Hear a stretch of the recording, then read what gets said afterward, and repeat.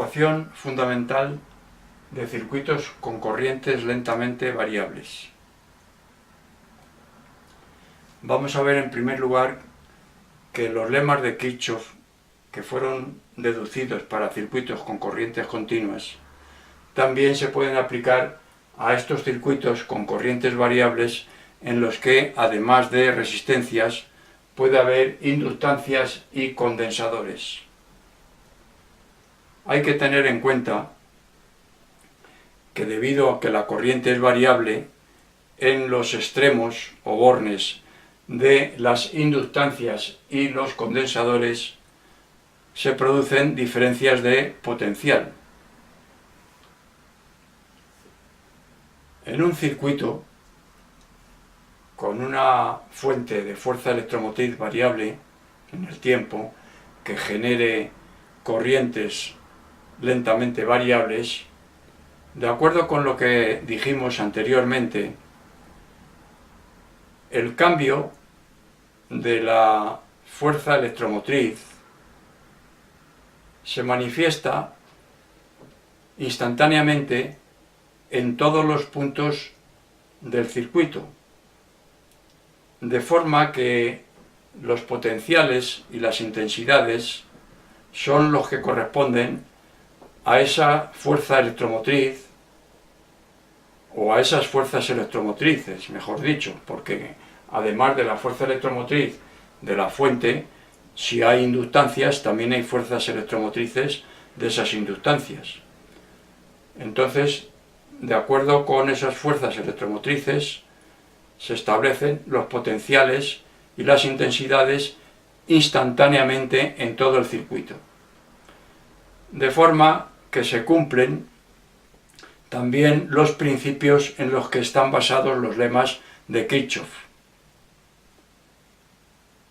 El primer lema de Kirchhoff está basado en la conservación de la carga y el segundo en la conservación de la energía.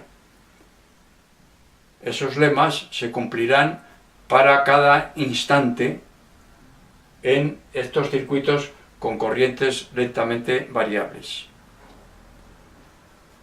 Vamos a analizar este circuito simple, es una malla, en el que tenemos una fuente de fuerza electromotriz epsilon de t que genera una intensidad I de t lentamente variable en el sentido que le hemos dado aquí. Hemos elegido un sentido arbitrariamente. No importa cuál elijamos, lo que importa es que a lo largo de todo el proceso de cálculo que vamos a seguir mantengamos este sentido para toda la malla. Entre los nudos 1 y 2 tenemos la autoinductancia L. Entre 2 y 3 el condensador con capacidad C y entre los nudos 3 y 4 una resistencia R. Consideraremos que la fuente de fuerza electromotriz es ideal, o sea que no tiene resistencia interna. Tampoco vamos a considerar resistencia interna en la autoinductancia. Entre los nudos 1 y 2, la autoinductancia genera una fuerza electromotriz que llamaremos epsilon sub 1, 2, que será igual, como ya vimos anteriormente, a menos la autoinductancia L por la derivada de la intensidad respecto del tiempo.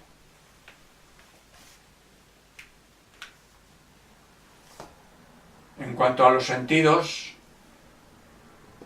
están influidos naturalmente por este signo menos, los sentidos de las corrientes y de la fuerza electromotriz. De tal manera que si la derivada de I respecto del tiempo es positiva, o sea, quiere decir que la intensidad crece, aumenta, como L, la autoinductancia, es mayor que 0, siempre, la autoinductancia, es igual al flujo magnético encerrado por el circuito, en este caso el solenoide que tenemos ahí dibujado, partido por la intensidad que lo recorre, ¿no? Y ese cociente siempre es positivo. Bueno, pues entonces la autoinductancia siempre es mayor que cero. Si la diferencial de I es mayor que cero, que es lo que ocurre cuando la intensidad es creciente, pues entonces la fuerza electromotriz que se genera va en contra de la intensidad. O sea, que tiende a que la intensidad, en vez de aumentar, decrezca parcialmente. O sea, que este incremento de la intensidad se reduzca.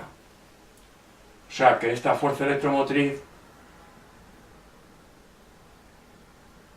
se debe a un campo electromotor dentro de la autoinductancia que va en contra de la intensidad.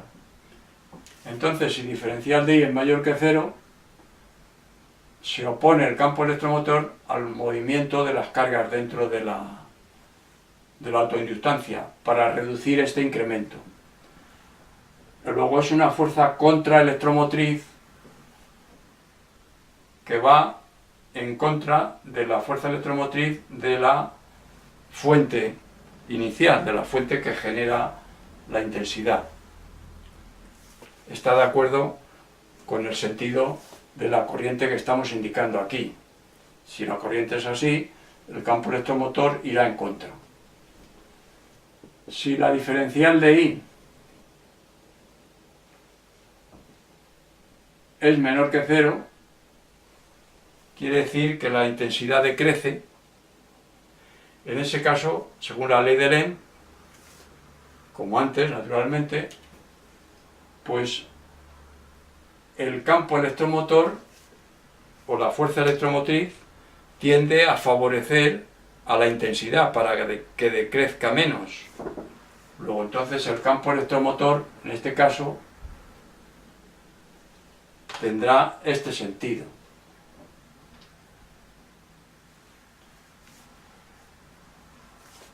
Que está de acuerdo con lo que indica esta expresión, porque si diferencial de I es menor que cero, esto es positivo y esta fuerza electromotriz favorece a la fuerza electromotriz que es del mismo signo positivo de la fuente.